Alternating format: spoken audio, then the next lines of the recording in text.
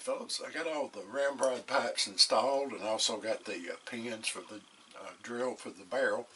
So now it's on to the work of fit and finish. So I started working on the trigger guard here. It had a casting flash right there that had to grind off, so I'm going to have to, on the outside of this, it's just a little bit rough, if you can see that in the camera there. So I'm going to have to do a little filing and polishing on that, and then once I do that, get that done, I'll move to the butt plate, and then it'll be on to the woodwork and all the sanding and staining and all that will take place on that. So the build's coming along pretty good.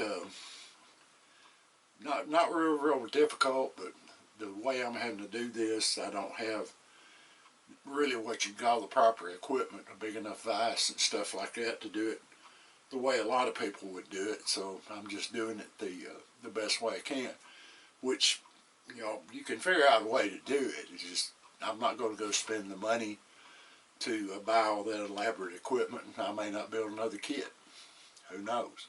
Then again, I may, but I'll just do it the same way I did this. But at any rate, moving right along. God bless you. Thanks for watching.